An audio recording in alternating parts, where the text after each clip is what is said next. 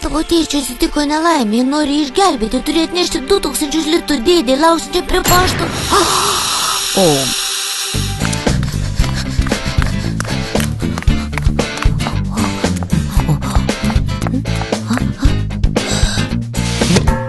Sustok, nusiramink.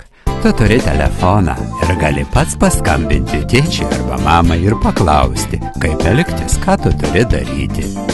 Vaikai, nieko nepasakokit ir neatiduokit svetimam žmogui nepasitarę su tėvais.